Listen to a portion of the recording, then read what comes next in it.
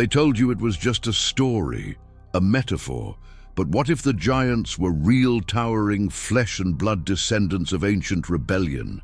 What if Israel's victory wasn't about swords and shields, but a secret spiritual warfare that changed history?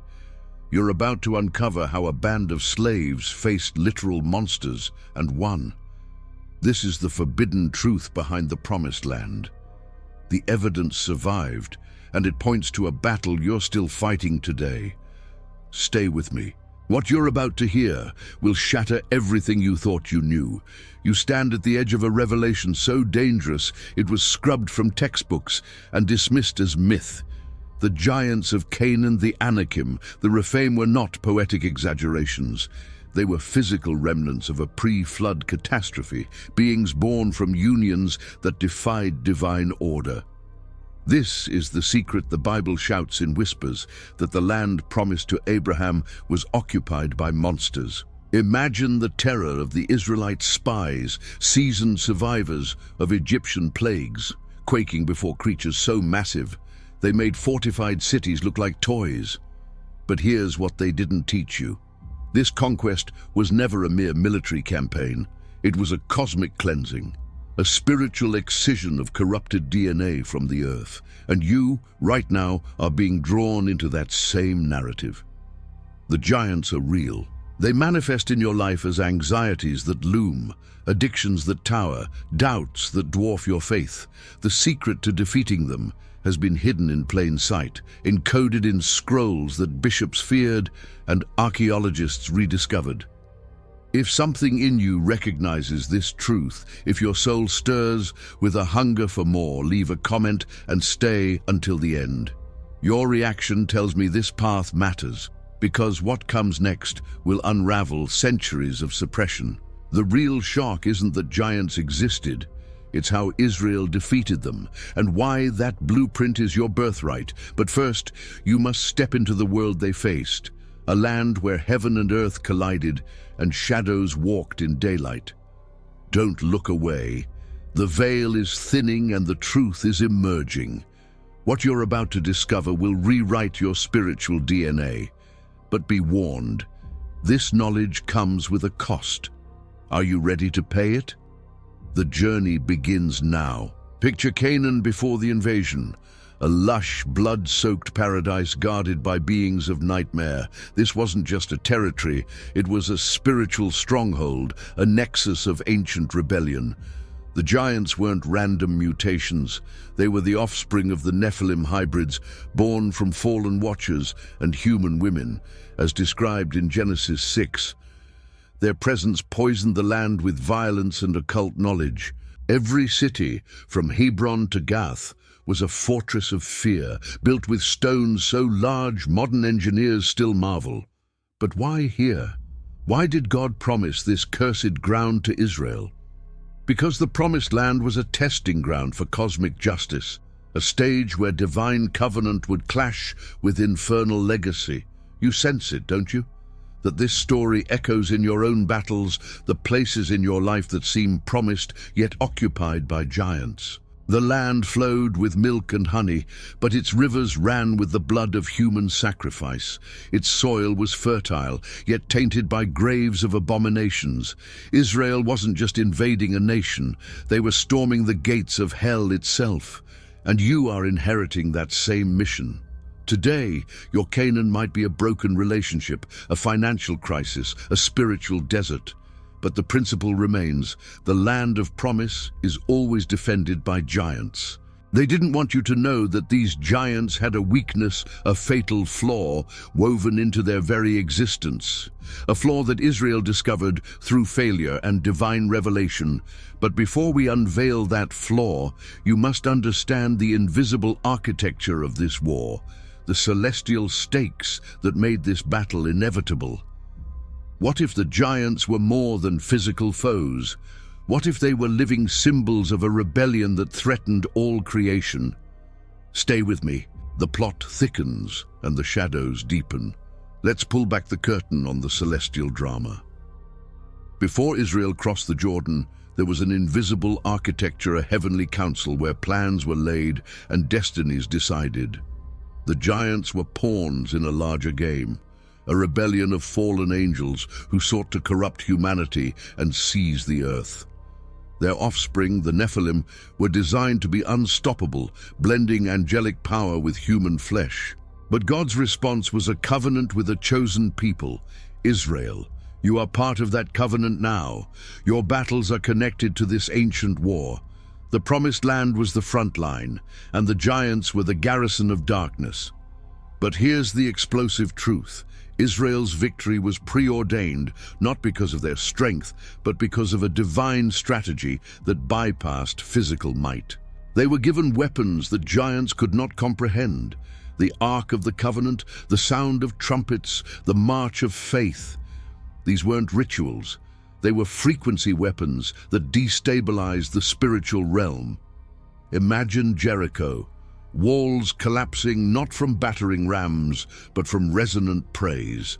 Imagine David facing Goliath, a shepherd boy using a sling, a tool of humility to topple a giant bred for war. You possess similar weapons: prayer, worship, obedience. These are not passive acts. They are tactical strikes in a cosmic conflict. The giants are real, and they fear your alignment with heaven more than any sword. But the architecture had a crack. The giants' existence depended on continued corruption. Once Israel purified the land through obedience, the giants lost their footing. You were made for this battle. Your faith is the sling that brings down Goliaths. But how did Israel access this power? It began with a catastrophic failure, a moment when fear prevailed and the blueprint was almost lost. What happened when the spies returned with a report of despair? The rupture that followed would define a generation. Don't move. The revelation is coming, the rupture. 12 spies enter Canaan, but only 2 return with courage. 10 see giants and spread a heart of fear. We are like grasshoppers in their sight. Their report isn't just exaggeration, it's a spiritual poison that infects the entire camp. Israel's response? Rebellion. They weep, they complain, they wish for death in Egypt. In that moment, they choose grasshopper identity over giant-slaying destiny. And God's judgment is swift. 40 years of wandering in the wilderness, a whole generation condemned to die without seeing the promise. But why such severity? Because fear in the face of giants isn't just emotion, it's idolatry. It elevates the creature over the creator. It denies the covenant. You've felt this, haven't you? That moment when your giant seems so big, you forget who fights for you. That's the rupture. That's where destinies are aborted. But here's the hidden gem in this failure. The 2 faithful spies, Joshua and Caleb, saw the same giants. They said, "Do not rebel, the Lord is with us." They saw through the physical to the spiritual reality. They understood that the giants were bred for them. Their weakness was Israel's opportunity. This is the pivot point. Your failure isn't final, it's formative. The wilderness years were not wasted. They were a boot camp for trust. A season where Israel learned to depend not on their strength, but on manna from heaven, water from rocks, guidance by cloud and fire. You are in a wilderness right now, facing your giants, and this is your training ground. The giants are real, but so is your provision. The rupture taught Israel that victory requires a heart shift from grasshopper to giant slayer. And that shift comes through remembering who you are, covenant people. But how did they transition from wandering to conquering? What happened when the 40 years ended and a new generation stood at the Jordan? The aftermath holds clues that will change your life. Stay tuned. The turn is coming, the aftermath of the rupture. 40 years in the desert. A generation dies, but a new one rises, hardened by sand, softened by manna, and forged in faith. This isn't just history. It's a metaphor for your spiritual maturation. The old self, addicted to Egypt's comforts, must die so the giant slayer can emerge. You are that new generation, standing at your Jordan, staring at your giants. But here's what they didn't want you to know.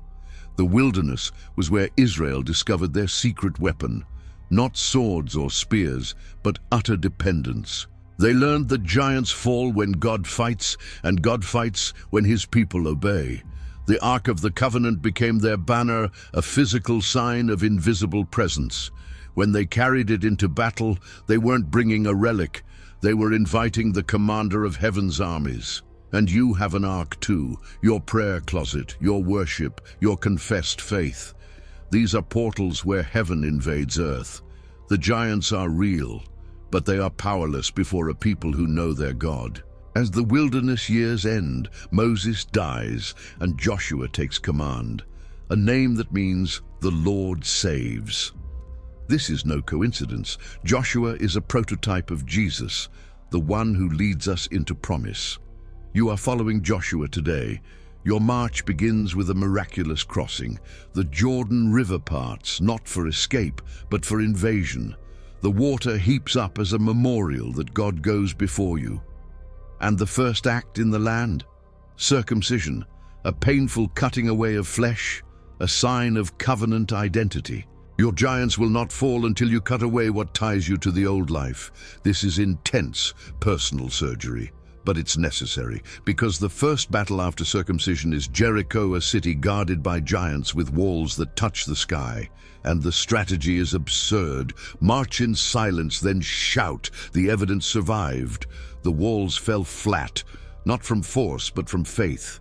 But what about the giants inside? They were rooted by a people who finally believed. Your Jericho is coming. But first, you need the full evidence. What do ancient texts say about these giants? The truth is darker than you imagine. Don't stop now. The hidden testimony awaits. Primary evidence: the biblical account is not alone. Scrolls buried in desert caves whisper secrets that complement the Canaan. Numbers 13:33 explicitly calls the Anakim Nephilim, linking them to Genesis 6. Deuteronomy describes King Og of Bashan, whose bed was over 13 feet long, a relic displayed for centuries. Joshua chronicles the eradication of giants from Hebron, Debir, and Gath. But why focus on these details? Because they prove this wasn't myth. It was recorded history, meant to be remembered. You are remembering now. The giants are real, and their defeat was systematic. Joshua's campaigns were not genocidal. They were surgical strikes against corrupted bloodlines. Each victory was a step in reclaiming the land for covenant purpose. But here's the shocker. The Bible hints that not all giants were killed. Some survived, like the Philistine champion Goliath, who taunted Israel centuries later. This means the battle wasn't a one-time event. It's an ongoing war across generations. You are in that lineage. Goliath's defeat by David is a masterclass in giant slaying. A youth with no armor uses a stone of faith to topple a monster of fear. The stone hit the forehead, the seat of the giant's identity. Your stone is your confession of truth. Your sling is your unwavering trust. And David didn't just kill Goliath, he cut off his head with the giant's own sword. Symbolism: you use the enemy's weapons against him. Your giant's strengths become their weaknesses when surrendered to God. The evidence is clear. Israel defeated giants through obedience, faith, and divine strategy. But there's more. Much more. Texts outside the Bible, suppressed for millennia, reveal the origin story of these giants in terrifying detail. What if the Nephilim were part of a plot to hijack humanity? What if their defeat was essential for messianic lineage to emerge? Don't go anywhere. The forbidden books are about to speak. Hidden testimony, the Book of Enoch, quoted in Jude, describes the fall of the Watchers angels who taught humans forbidden arts and bred the Nephilim. This book was banned by many councils, yet it survived in Ethiopia and among Dead Sea Scrolls. It says the giants were cannibals, devouring humanity and drinking blood, so that the earth cried out for justice. The Book of Giants, found at Qumran, fragments telling of giant kings having apocalyptic dreams foretelling their doom. These texts were not included in the canon, but they were read by early believers. Why? Because they contextualize the horror Israel faced. The giants were not just tall, They were abominations, embodying sin so grotesque that the flood was necessary. And after the flood, their spirits became demons, the unclean spirits Jesus cast out. You see the connection? Your spiritual battles today are against the same entities, manifesting as giants in your mind. They didn't want you to know this continuity. It reveals that your fight is part of a cosmic narrative. The Promised Land was a hotspot for this residual evil. Israel's conquest was a divine exorcism, but here's the bombshell. Enoch says some giants were imprisoned in the earth, bound until judgment. Their physical forms died, but their influence lingered. That's why the land needed purification, and that's why your life needs cleansing from generational curses, from addictive patterns, from fears that feel ancestral. You were made for this battle, to confront these echoes. But how did this hidden testimony survive? Who risked their lives to preserve it? The keepers of the truth, communities on the fringe of empire, guarding scrolls while Rome burned. Their story is your inheritance, and against all odds, they passed the torch. Now it's in your hands. What will you do with it? The keepers are waiting to be remembered. The keepers, the Essenes at Qumran, who hid the Dead Sea Scrolls in jars before Roman legions arrived. The Ethiopian monks who guarded Enoch in remote monasteries. The Kabbalists who encoded giant lore in mystical symbols. These were not mere archivists. They were warriors of memory, believing that future generations would need this truth to fight their giants. You are that generation. Their sacrifice, years in caves, persecution, secrecy was for this moment. As you listen, you are part of a lineage that refuses to forget.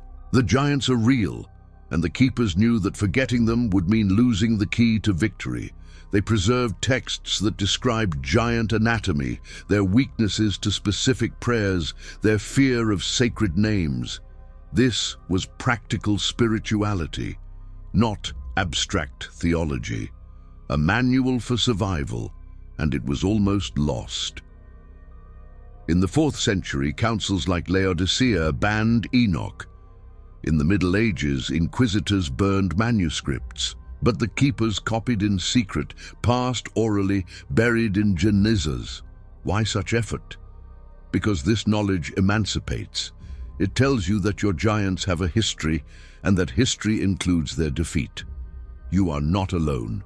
You stand on the shoulders of these keepers. If you feel that you were made for this kind of hidden truth, write in the comments what most shook you so far, and share this video with one person who also hungers for more.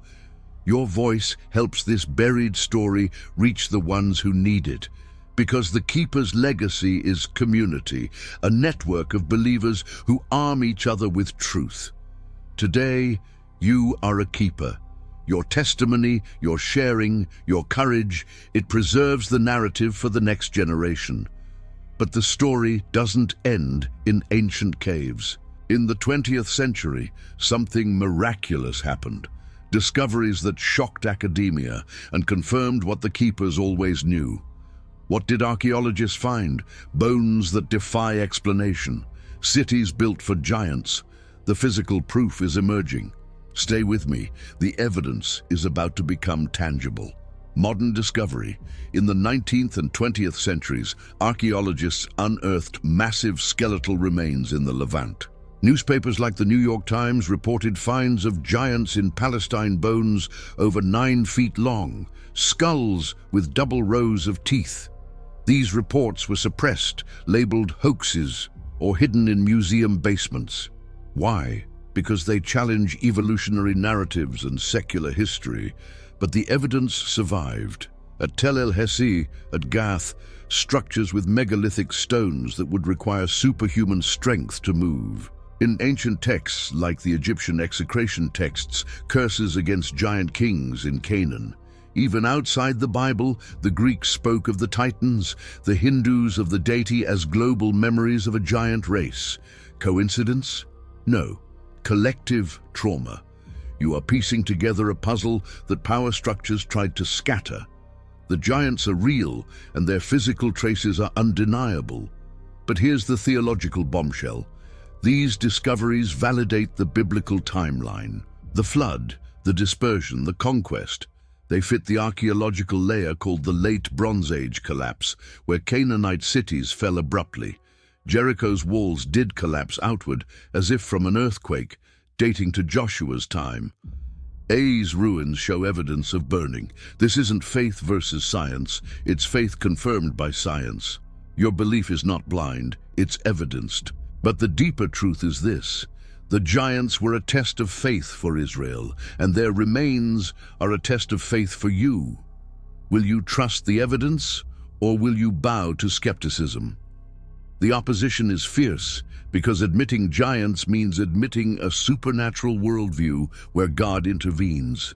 And that changes everything. What if these finds are just the tip of the spear? What if more is buried, waiting for you to dig? The deeper truth about giants isn't about their size, it's about what they represent. And that truth will set you free. Don't stop now. The revelation accelerates. The deeper truth, giants symbolize any force that stands between you and your promised land. They are manifestations of fear, addiction, trauma, and spiritual oppression. Israel's victory blueprint is your blueprint. First, recognize the giant's identity. The Anakim name means long-necked, implying pride. Giants are pride incarnate, the belief that you are self-sufficient, that you don't need God. Your giant might be the pride of success or the pride of despair. Second, refuse grasshopper mentality. You are not small, you are covenant empowered. Third, use divine weapons, worship, prayer, obedience. These are frequency weapons that disrupt the giant's spiritual resonance. When Israel shouted at Jericho, they created a sound wave of faith that collapsed walls. Your praise does the same in the unseen realm. Fourth, strike at the head. David aimed for Goliath's forehead, the seat of thought. Your giant's head is its core lie.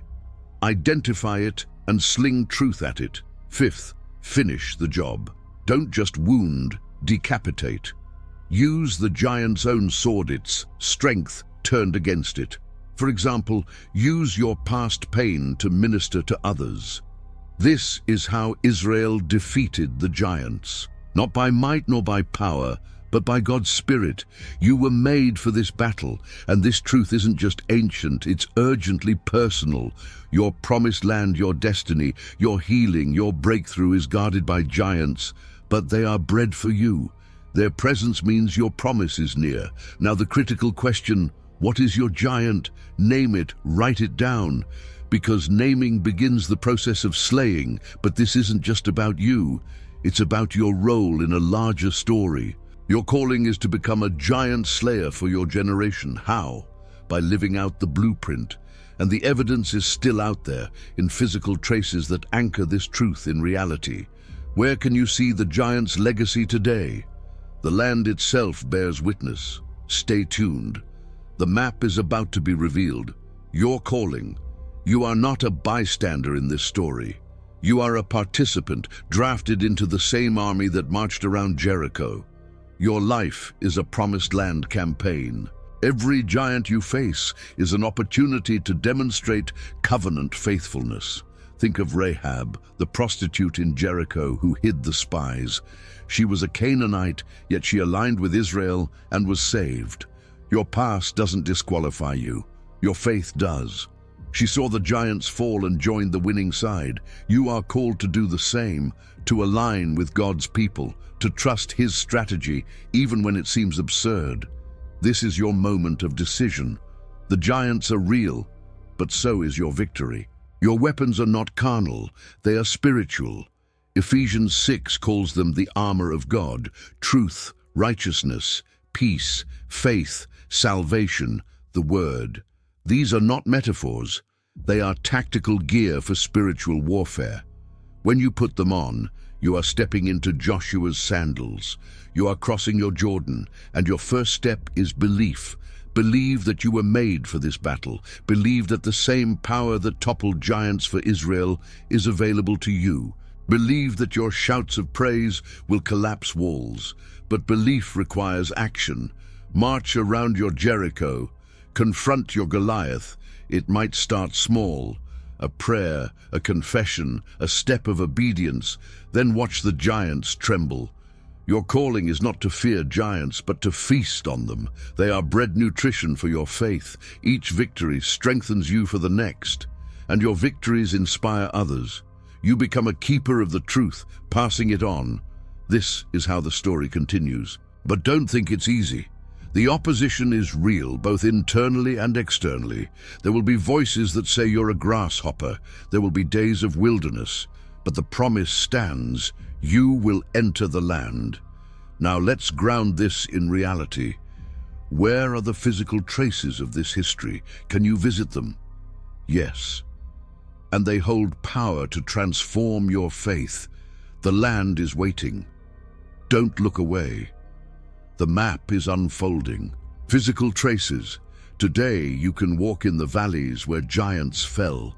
The valley of Elah, where David faced Goliath, still a dusty wadi in Israel, with smooth stones in the creek bed. Hebron, where the Anakim dwelt, their tombs are pointed out by local tradition. Gath, home of Goliath excavations, revealed Philistine temples and giant-sized gateways. These places are not just tourist sites. They are altars of memory. When you stand there, you are standing where faith overcame fear. You are touching geography that witnessed miracles. And it's not just in Israel. Globally, from Peru to Egypt, megalithic structures suggest a world once inhabited by beings of great strength. But the Bible focuses on Canaan because it was the stage for redemption's story. The giants there were specifically targeted because they threatened the messianic line. Jesus, born in Bethlehem, just miles from giant territories, came to defeat the ultimate giant, sin and death. His victory on the cross is the final blow to the giant legacy. You are living in that victory, but the physical traces remind you that this is historical. It happened in time and space. Your faith is rooted in reality. You can visit these sites, or you can close your eyes and imagine them. Either way, they anchor your belief. And here's a secret: the land itself responds to covenant. When Israel obeyed, the land flourished. When they disobeyed, it became barren. Your life is a land. Your obedience brings fruitfulness. Your rebellion brings drought. The giants are real, and they seek to steal that fruitfulness. But you have the tools to reclaim it.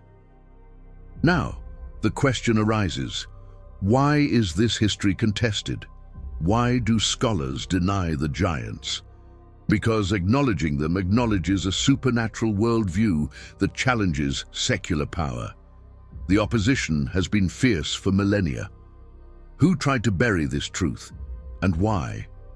The answer will ignite your resolve. Stay with me. The conspiracy is about to be exposed. The opposition, from ancient councils to modern academia, there's a concerted effort to demythologize the giants. Why? Because if giants are real, then the Bible is accurate about supernatural intervention, and that demands a response. It calls for faith, for submission to a God who commands holiness. That's threatening to autonomous humanism. In the early church, some Gnostic sects twisted giant law to promote dualism, so Orthodox bishops suppressed extra-biblical texts. In the Enlightenment, skeptics like Voltaire mocked the idea of giants as primitive superstition. Today, mainstream media ignores archaeological finds that support the biblical account. They didn't want you to know, because knowledge is power. If you know you can defeat giants, you become unstoppable in fulfilling your destiny. The opposition wants you passive, doubting, and small. They want you to see yourself as a grasshopper, but you are not. You are a giant slayer. The evidence survived despite burning libraries, biased scholarship, and cultural ridicule. It survived because truth cannot be extinguished, and now it's in your hands. You have a choice. Believe the narrative of suppression or embrace the narrative of victory. Your decision will shape your life, but be warned, choosing this truth may isolate you. It may bring criticism. Jesus said, "In this world you will have trouble, but take heart, I have overcome the world." Your giants are part of that trouble, but they are already overcome. Now the final step. What will you do with this knowledge? Will you hide it or will you live it? Your decision is urgent because the battle is now and your promised land is waiting. Don't stop here. The climax is coming.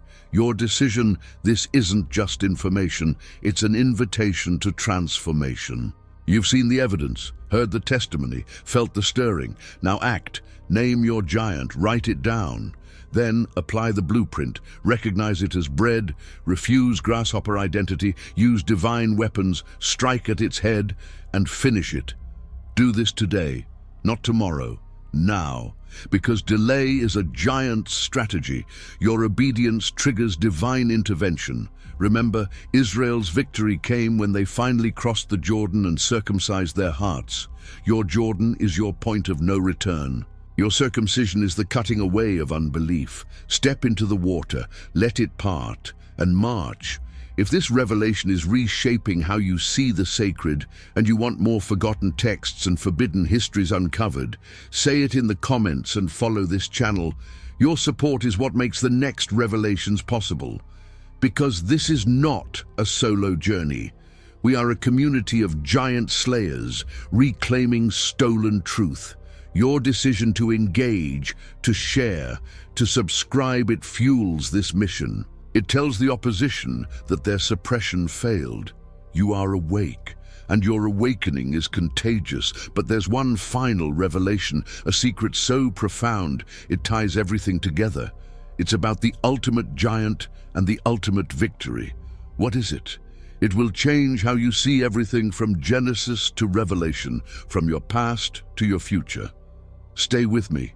The final unveiling is moments away. Don't you dare click off now. The final unveiling.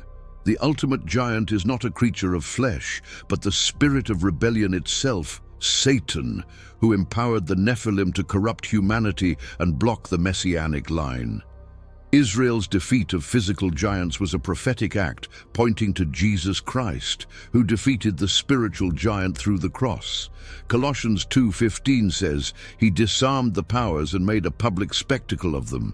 Your victory over personal giants is rooted in his victory. You are not fighting for victory, you are fighting from victory.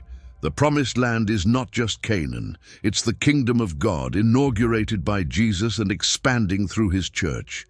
You are entering that land every day as you obey and trust. The giants are real, but they are already defeated. Your role is to enforce that defeat in your life and world. This is how Israel defeated the giants, by aligning with God's cosmic plan. And this is how you will defeat yours. Remember the key phrases? The giants are real. You were made for this battle. They didn't want you to know. Now you know. So go, slay your giants, share this truth, and watch as the promised land becomes your reality. This journey doesn't end here. It begins. You are a giant slayer. Act like it. The evidence survived for you. The keepers passed the torch. The opposition is silenced by your faith. Now march, shout, and see the walls fall. Thank you for staying until the end. Your destiny awaits.